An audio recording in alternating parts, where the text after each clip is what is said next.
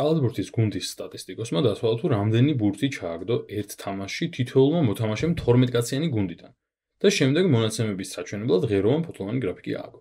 რამდენი ქულა დააგროვა გუნდმა? ახლა რას ნიშნავს ღეროვანი ფოთლოვანი გრაფიკი? ღერო ამ შემთხვევაში წარმოადგენს ათეულების თან რიგზე რა რიცხვის წერია მაგას და ფოთოლი წარმოადგენს ერთეულების თან რიგზე რა რიცხვის წერია. ანუ აქ ფოთოლი რომ წერია, ქვემოთ თითოეული რიცხვის სინამდვილეში ინდივიდუალურ მოთამაშეს ეკუთვნის. მაგალითად 0 და 0 იქნება ერთი კონკრეტული მოთამაშის მიერ ჩაგდებული რაოდენობა ბურთების. კერძოდ 0, იმიტომ რომ 0 ათეული და 0 ერთეული იქნება.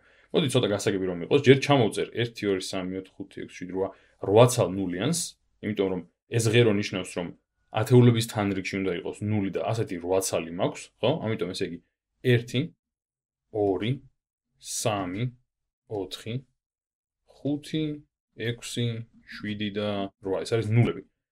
მაინც არ გავს ნულებს, მაგრამ ხო. ახლა ეს იყო აი ამ თითოეული მოთამაშისთვის ათეულების თან რიგში რომ ნულები წერია. ახლა მოდი შევავსოთ ესენი, ხო? ესე იგი პირველი იქნება 0 და 0, ამიტომ ასე დავწერ. სინამდვილეში აქ 1 0-ით საკმარისი იქნებოდა უბრალოდ, ბარემ რომ ზუსტად გადმოვწეროთ ინფორმაცია.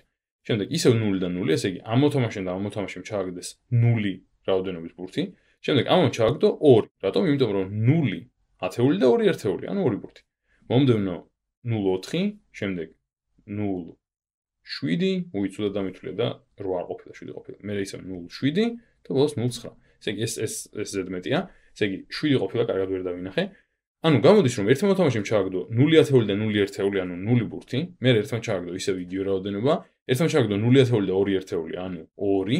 შემდეგ 0 ათეული და 4 ერთეული, ანუ 4, 7, 7 და 9. ახლა გადავიდეთ მეორეზე. მეორე ხაზზე ვხედავთ რომ ღერო არის 1. ესე იგი, ყავს 4 ისეთი ადამიანი, რომელმაც 1 ათეული და კიდევ რაღაც რაოდენობა ერთეული რაოდენობა ბურთები ჩააგდო, ანუ ესე იგი 1 გადავწეროთ 4 ერთიანი აქეთ და მივწეროთ ახლა მონაცემები. ესე იგი, ერთმა ჩააგდო 1 ათეული და 1 ერთეული, ანუ 11, მეორემაც 1 ათეული და 1 ერთეული, ანუ 11, მესამემ ჩააგდო 1 ათეული და 3 ერთეული, ანუ 13 და ბოლომ 1 ათეული და 8 ერთეული, ანუ 18. და ბოლოს გვაქვს 2 ათეული და 0 ერთეული, რაც ნიშნავს რომ ერთ-ერთმა მოთამაშემ ჩააგდო საერთოდ 20 ბურთი. ანუ 2 ათეული და 0 ერთეული. ახლა, რადგან გადმოვწერე ყველა მონაცემი, რაც აქ მეწერა, შემიძლია შევაჯამო ეს რიცხვები და გავიგო სულ რამდენი ბურთი ჩააგდეს. უბრალოდ რამდენი ქულა დააგროვდა. იმიტომ რომ მეკითხებიან რამდენი ქულა დააგროვა გუნდმა. აქ დაწერილი არის ქულების რაოდენობა და არა ბურთების ქულები უნდა მეთქვა. ესე იგი, ეს ღეროვანი ფოთლოვანი გრაფიკი მე მეუბნება რომ 0 ათეულიანი ხალხი არის აი ამდენი, ანუ 7 და ჩამოვწერეთ. შემდეგ 1 ათეულიანი არის ამდენი და 2 ათეულიანი არის ამდენი. ახლა უბრალოდ ეს რიცხვები უნდა შევაჯამოთ და მოდი შევაჯამოთ კიდეც.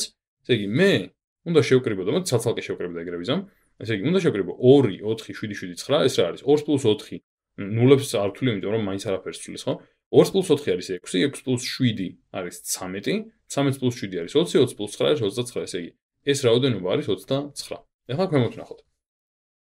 ქვემოთ მაქვს ესეთი რამ. სიმარტივისთვის ვიცი რომ 4 ათეული არის თითოეულში, ანუ უბრალოდ თითოში თითო ათეული, ამიტომ სულ 4.